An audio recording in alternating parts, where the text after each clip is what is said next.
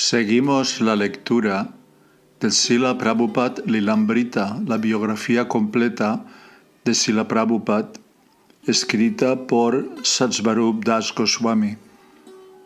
Estamos leyendo el quinto volumen, capítulo 1, titulado La tierra es suya.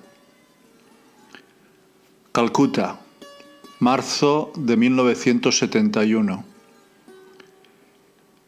Era medianoche. Srila Prabhupada se sentó sobre el almohadón que estaba detrás de su escritorio. La luz era la única que estaba encendida en el edificio. Todos los demás devotos estaban acostados. Sobre el escritorio estaban el dictáfono y un volumen del Srimad Bhagavatam con comentarios en bengalí. Tenía una pequeña imagen enmarcada de su maestro espiritual, Bhaktisiddhanta Sarasvati, sentado entre dos pequeños jarrones con rosas y ásteres. En el suelo, unos centímetros delante del escritorio, había una estera cubierta con una tela blanca. Allí, unas horas antes, se habían sentado devotos e invitados. Pero en este momento estaba solo.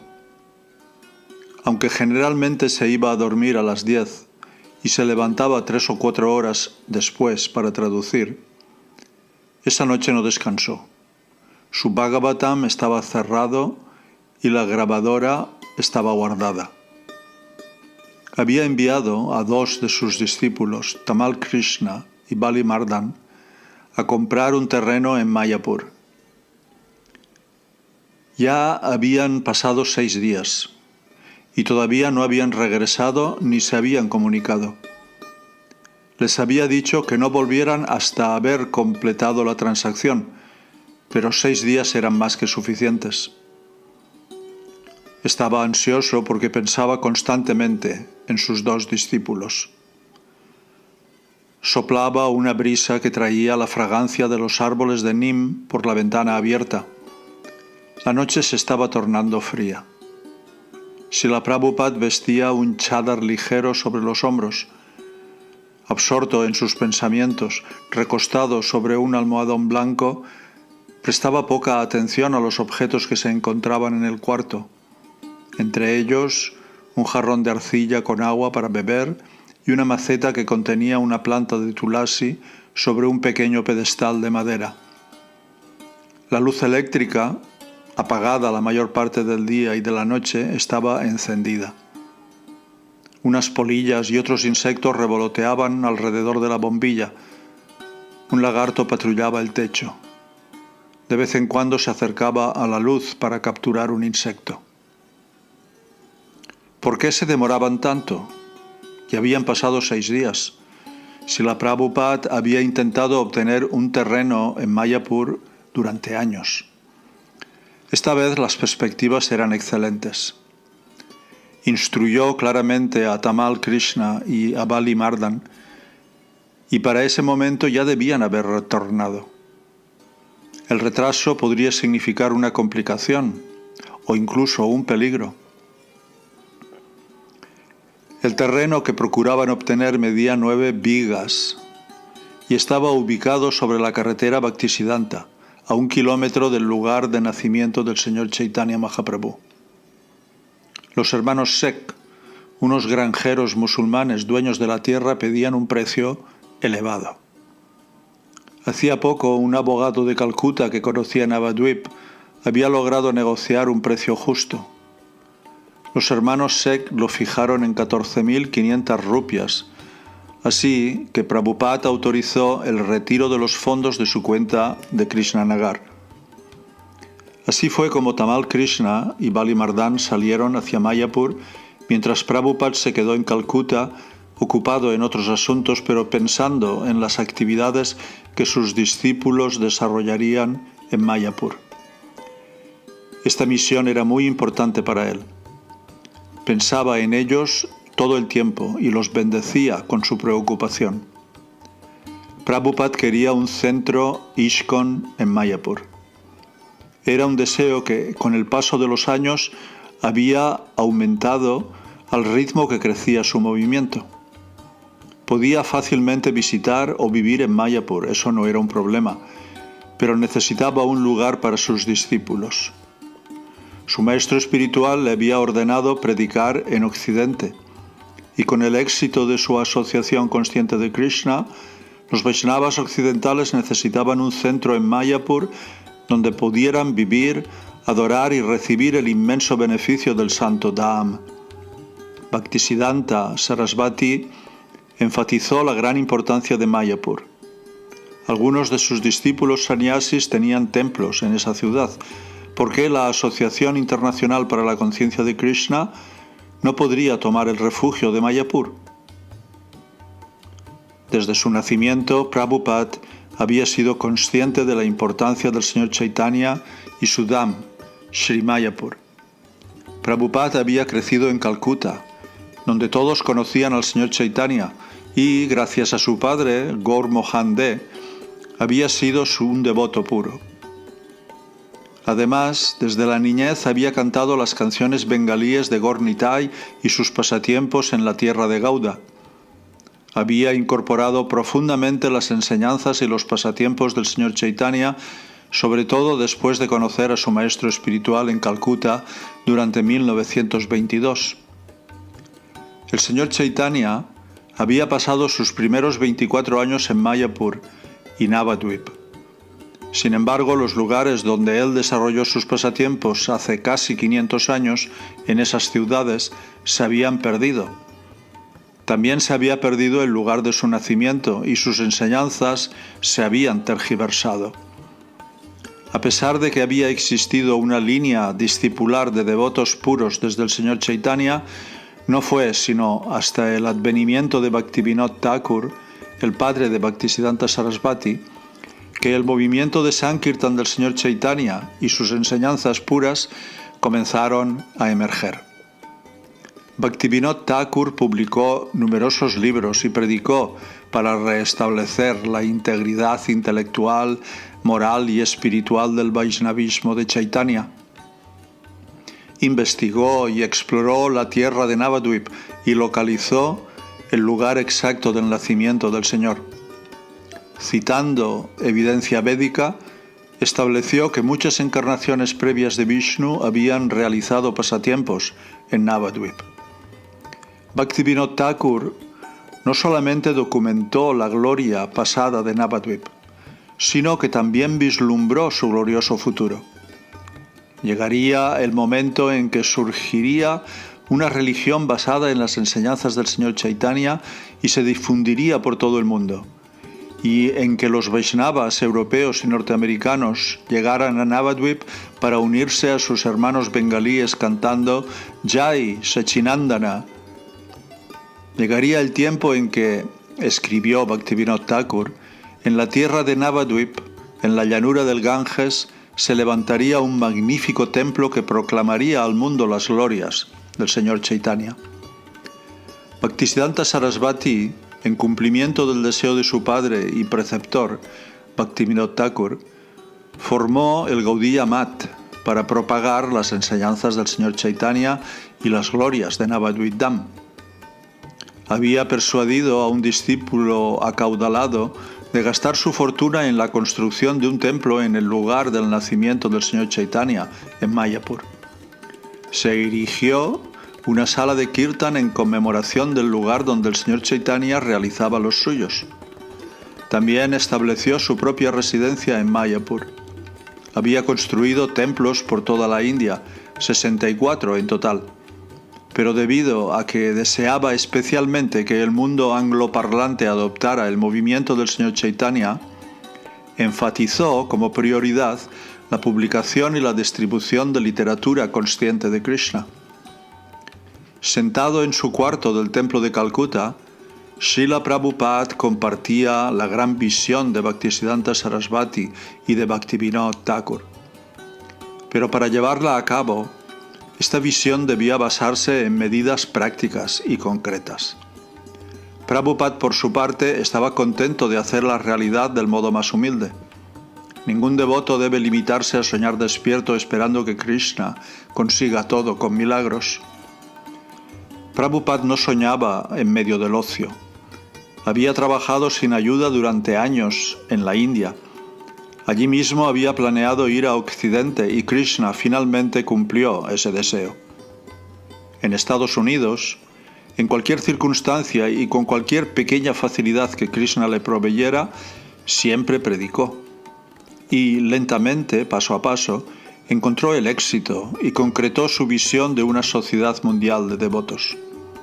Siempre tuvo en mente su visión principal y cada paso que lograba dar lo llenaba de mayor satisfacción y lo llevó más cerca de cumplir su misión.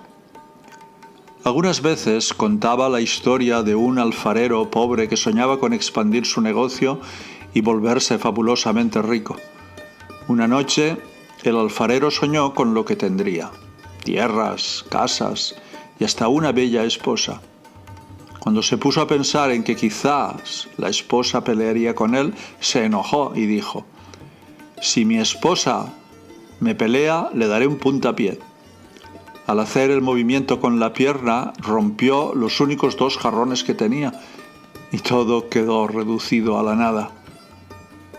Mientras Prabhupada cantaba, escribía, leía o predicaba, estaba absorto en sus planes de expandir la conciencia de Krishna y de cumplir el sueño de los acharyas pasados.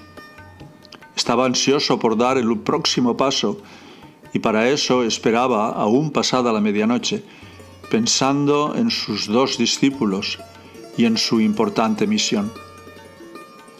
Cuando se sentó, sumido en sus pensamientos, los únicos sonidos que se oían eran los usuales de la noche: ratones que corrían por las vigas, un brahmachari que roncaba en el patio y a la distancia un vigilante que, al hacer sus rondas, golpeaba una vara contra el suelo.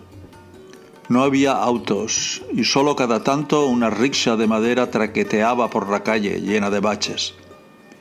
Prabhupada se preguntaba si quizás les habrían robado a sus muchachos. Antes de enviarlos, le mostró a Tamal Krishna cómo llevar dinero alrededor de su cuerpo en un improvisado cinturón billetera. Pero era una gran cantidad, y los ladrones no eran algo extraño en los alrededores de Navadvip. O quizá hubo alguna demora. A veces, en las negociaciones por tierras que involucraban grandes sumas de dinero, los tribunales solicitaban que un empleado registrara la denominación y el número de serie de cada nota de cambio. O quizá el tren se había descompuesto. De repente, Prabhupada oyó pasos por la escalera. Alguien abrió la puerta de fuera y avanzaba por el patio. Hubo un golpe suave en su puerta. «¿Sí? ¿Quién es?», preguntó Prabhupada. Tamal Krishna entró y se postró ante Srila Prabhupada. «Entonces, ¿cuáles son las noticias?». Tamal Krishna lo miró triunfal. «La tierra es suya». Prabhupada se recostó con un suspiro. «Está bien», dijo. «Ahora pueden descansar». Londres, agosto de 1971. Prabhupada le había pedido al alto comisionado hindú para el Reino Unido que le solicitara a la primera ministra Indira Gandhi que asistiera a la próxima ceremonia de colocación de la piedra fundacional de ISKCON en Mayapur. Ya había instruido a todos sus secretarios de la Junta de Gobierno, el GBC, que participaran de la ceremonia y les pidió a los devotos que invitaran a muchos ciudadanos prominentes de Calcuta. Les escribió a los discípulos que estaban en la India para decirles que, si no podían conseguir que asistiera Indira Gandhi, debían lograr que asistiera al menos el gobernador de Bengal, Sri S.S. Bhavan. Mientras tanto, Prabhupada se reunía en Londres con varios de sus discípulos expertos en arquitectura y diseño. Quería que trazaran planos para su proyecto de Mayapur. Naranarayan había construido carros para los Ratayatra y había diseñado el interior de algunos templos. Ranachor había estudiado arquitectura y Bhavananda era diseñador profesional. Sin embargo, Prabhupada mismo concibió los planos de los edificios de Mayapur. Luego les dijo a los 3 devotos que conformaban el comité de diseño que hicieran bocetos y maquetas. Él comenzaría de inmediato a recaudar fondos y a conseguir el apoyo de la India para concretar este proyecto. A los devotos que escuchaban los planes de Prabhupada les pareció que ese era el proyecto de ISKCON más ambicioso jamás pensado. Mientras realizaba sus caminatas matutinas en Russell Square, solía señalar diversos edificios y preguntar cuán altos eran. Finalmente, una mañana anunció que el templo principal de Mayapur debía tener más de 90 metros de alto. Las inundaciones monzónicas y el arenoso suelo de Mayapur crearían dificultades singulares, dijo. Así pues, el edificio debería construirse sobre cimientos especiales, una especie de balsa flotante. Más tarde, un ingeniero civil lo confirmaría. El primer edificio, dijo Prabhupada, debía ser un gran hospedaje de 4 pisos, y su diseño, aunque no se ajustara estrictamente a ninguna escuela arquitectónica, sería principalmente el de Rajasthan. Quería un edificio de color rosado y óxido con muchos arcos y un gran balcón, terraza de mármol en cada piso, excepto en la planta baja. Debía orientarse de este a oeste para que el sol pasara por encima a lo largo y no diera de frente contra la amplia fachada. Las brisas del sur enfriarían el hospedaje en el verano. El lugar estaría equipado con luz eléctrica, ventiladores, duchas y baños modernos. Los cuartos, por su parte, estarían amueblados y serían espaciosos y bien ventilados. Este edificio debía erigirse lo antes posible, dijo Prabhupada. Le seguirían otros. Quería comodidades para 500 devotos, una gran sala de prasadam con capacidad para varios miles de personas, una cocina y un goshala. Con el tiempo, ISKCON adquiriría los terrenos aledaños para tener parques con jardines floridos, árboles y arbustos, fuentes, caminos y enramadas. El edificio principal, el colosal Mayapur Chandrodaya Mandir, tendría no menos de 90 metros de alto y costaría quizá decenas de millones de dólares. La descripción realizada por Prabhupada dejaba atónitos a los arquitectos y a los devotos. Sonaba más grandioso que el Capitolio de los Estados Unidos o que la Catedral de San Pedro. El domo central del templo albergaría un modelo tridimensional del universo. El diseño estaría basado en la descripción védica y representaría no solo el universo material, también el espiritual. Al entrar al salón principal, los visitantes observarían los planetas situados exactamente como está descrito en el Srimad Bhagavatam. Primero, los planetas infernales, luego los planetas medios donde se ubica la Tierra, a continuación los planetas celestiales de los semidioses, y para concluir, Brahmaloka, el planeta más elevado del mundo material. Encima de Brahmaloka se vería la morada del señor Shiva y sobre ella el cielo espiritual, el Brahma Jyotir. Dentro de la refulgencia espiritual del Brahma Jyotir estarían los autoiluminados planetas Vaikunta habitados por las almas eternamente liberadas. Y por encima de todo, Krishnaloka, el planeta supremo donde Dios, en su forma eterna, original, disfruta sus pasatiempos con sus devotos más confidenciales. El templo también alojaría un palacio en miniatura en el cual residirían Radha y Krishna, rodeados de sedas y columnas de plata, oro y joyas. El Mayapur Chandrodaya Mandir y la ciudad de Mayapur serían la sede mundial de ISKCON. ¿Y por qué una maravilla arquitectónica como esta se encontraría en una parte tan escondida del mundo? La respuesta, explicó Prabhupada, era que Mayapur en realidad no estaba escondida. parecía así solamente desde una perspectiva material. Para la visión mundana era un lugar remoto. El alma y la próxima vida parecían remotos, mientras que el cuerpo y la gratificación inmediata de los sentidos parecían centrales. Al establecer el templo del entendimiento humano en Mayapur, Srila Prabhupada dirigiría la atención materialista del mundo nuevamente hacia el verdadero centro. Cualquier visitante sincero estaría encantado con la belleza del proyecto de ISKCON en Mayapur y percibiría que allí estaba en realidad el mundo espiritual. Los devotos que vivieran en Mayapur, que estarían constantemente inmersos en el Kirtan Hare Krishna y que expondrían sobre la filosofía de la conciencia de Krishna, serían capaces de convencer a cualquier visitante inteligente de que las enseñanzas del Señor Chaitanya Mahaprabhu son las más elevadas. Los devotos explicarían la filosofía de la verdad absoluta, la cual les permitiría comprender la vida espiritual real más allá de los dogmas religiosos sectarios. Incluso el canto continuo del Kirtan Hare Krishna y los felices devotos dedicados a una amplia variedad de servicios al Señor Krishna demostrarían que el Bhakti Yoga era el proceso más simple y directo para meditar en la Suprema Personalidad de Dios. Mientras estuviera en la ciudad de Mayapur, en ISKCON, cualquier persona se volvería sin demora devota del Señor y comenzaría a cantar y bailar en éxtasis. Srila Prabhupada estaba demostrando cómo se puede espiritualizar el mundo vinculando las cosas materiales con la Suprema Personalidad de Dios, Krishna, mediante el Bhakti Yoga. ¿Y por qué no deberían tales hazañas espirituales superar los logros de los materialistas?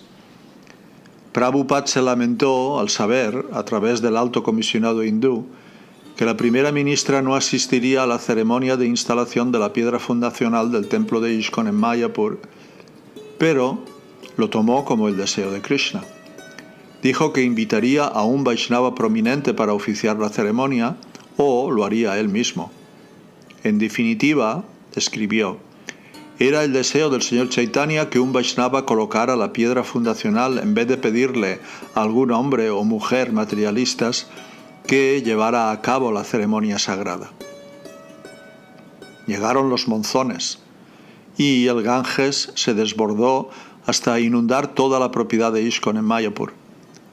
Achyutananda Swami había construido una choza de paja y bambú donde Prabhupada pronto iba a alojarse, pero el agua subió hasta que Achyutananda Swami tuvo que vivir en las vigas de bambú.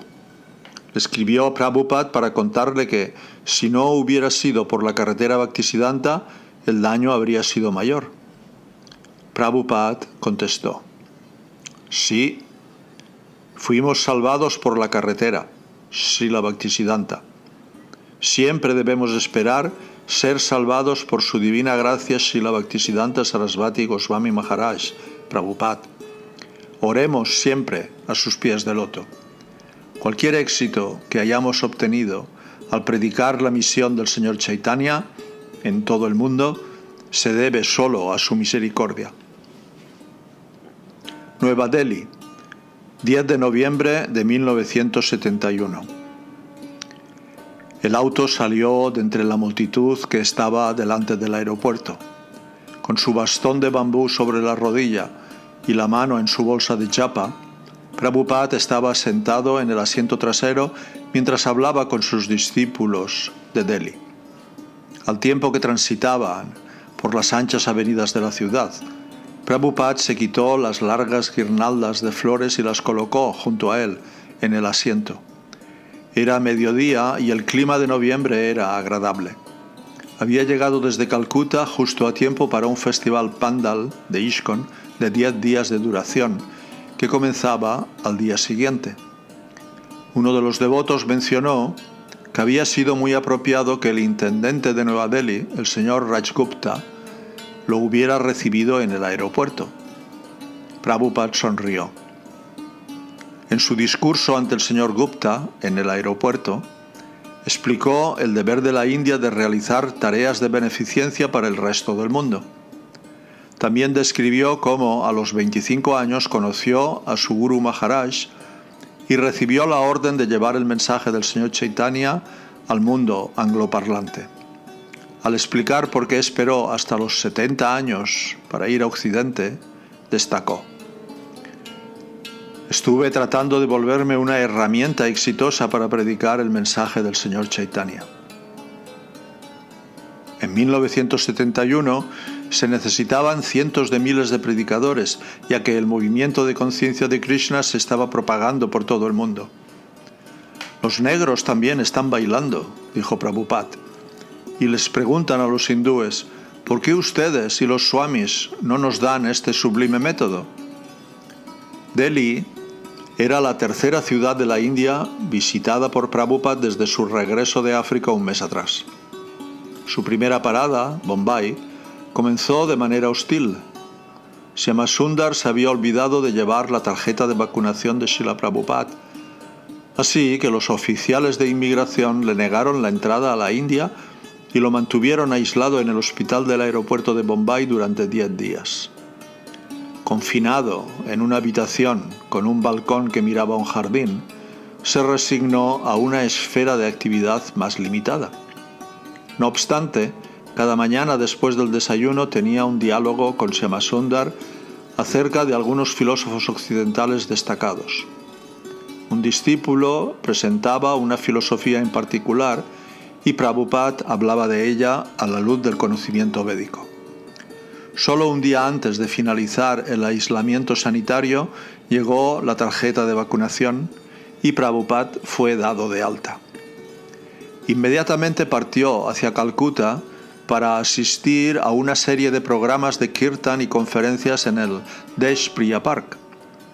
Estuvo en Calcuta 2 semanas y media, apreciando la ubicación del templo de ISKCON en Albert Road, en el corazón de lo que alguna vez fue el barrio Sahab de la ciudad, es decir, la parte europea. Ahora estoy trayendo a los Sahabs de regreso al barrio Sahab, dijo Prabhupada, pero esta vez regresan como Vaishnavas. No deben irse nunca de este lugar. Algunos de los devotos de Calcuta se quejaron con Srila Prabhupada cuando dijeron que el templo estaba mal dirigido y que, debido a los bajos ingresos, la dieta seguida por ellos era inadecuada. Cuando Prabhupada le preguntó a los líderes del templo, uno de los devotos respondió: Srila Prabhupada, simplemente estuve tratando de cumplir con su deseo. ¿Mi deseo?, preguntó Prabhupada. ¿Mi deseo es que los devotos estén perturbados? Resolvió las diferencias, dispuso una dieta mejorada e incluso recomendó una elección democrática de los directivos del templo. Pero también explicó que, debido a que la conciencia de Krishna era una misión tan importante, los devotos debían cooperar, incluso si había discrepancias. El mundo material es como un océano, dijo, y siempre habrá olas. Durante su visita a Calcuta también habló de sus planes para Mayapur. Naranarayan hizo un modelo a escala del edificio que sería construido por ISKCON en la propiedad recientemente adquirida. Prabhupada se lo mostró a todos los invitados y les solicitó ayuda. Viendo que su maestro espiritual estaba muy concentrado en este proyecto, Giriraj se ofreció para ayudar de la forma en que fuera necesario. Parece que las dos cosas que usted más quiere, dijo Giriraj, son la distribución de libros y la construcción del templo de Mayapur. Sí, dijo Prabhupada sonriendo. Sí, gracias. Cuando Prabhupada llegó a la casa del señor Ramniwas Dandaria, en Nueva Delhi, un reportero lo esperaba para entrevistarlo. Entiendo, dijo el reportero, que por Krishna se refiere a algún principio eterno. No me refiero a un principio, sino a una persona como usted y yo. Prabhupada estaba explicando al señor Krishna como la suprema personalidad cuando de repente comenzaron a sonar sirenas. ¡Corte de electricidad! ¡Corte de electricidad!, gritó el reportero y las demás personas que estaban en la casa. La guerra entre Pakistán y la India había sido inminente durante semanas, motivo por el cual los simulacros de ataques aéreos y las alertas eran habituales en Delhi.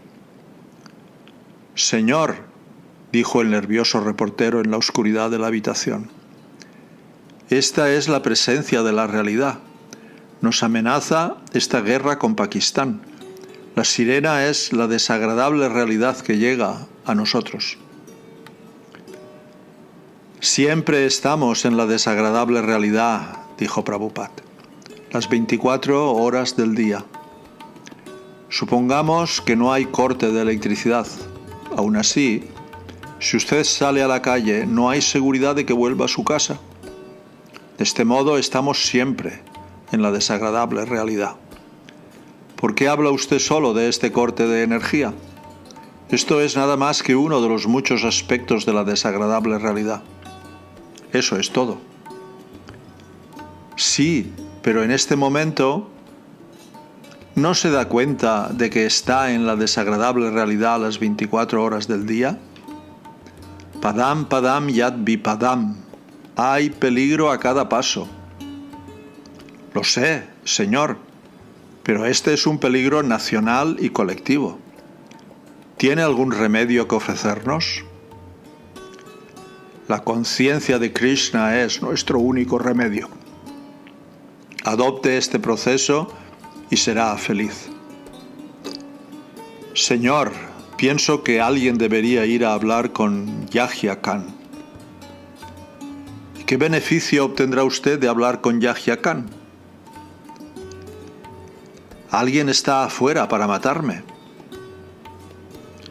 «Pero supongamos que Yahya Khan no lo mata. ¿Estaría a salvo? Entonces, ¿de qué sirve ir con Yahya Khan? Usted morirá hoy o mañana. Si quiere salvarse, vaya con Krishna. Esa es nuestra propuesta.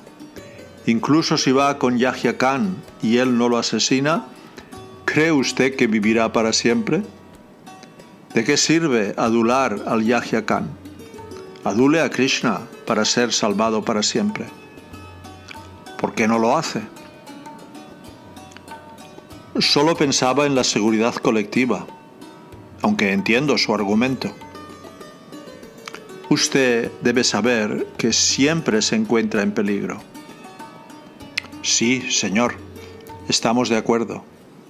En su vejez, Einstein decía lo mismo». «Esa es nuestra posición. Y Krishna dice, yo te salvaré. Entonces vayamos con Krishna. ¿Para qué ir con Yahya Khan?» «Simplemente porque nos está causando problemas. Eso es todo». «Su mente siempre le está causando problemas. Todo el tiempo. Porque siempre está con usted.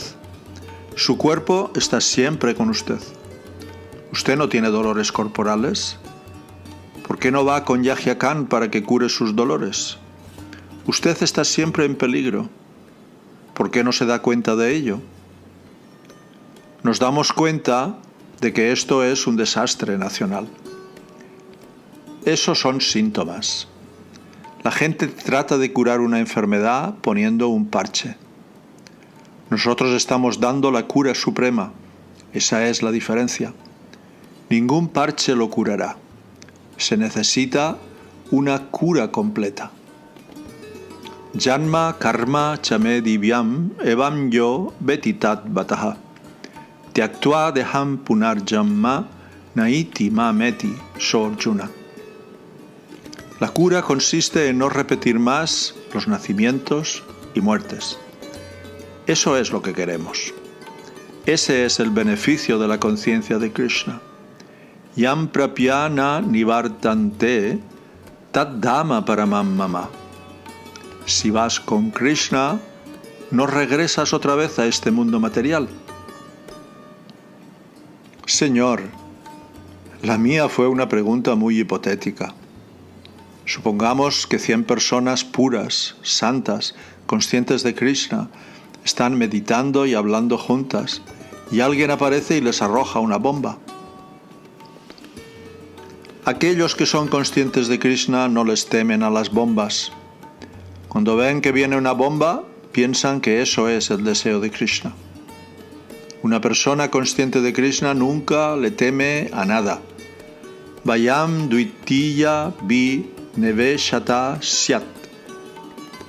El que sí teme es aquel que tiene el concepto de que algo puede existir aparte de Krishna.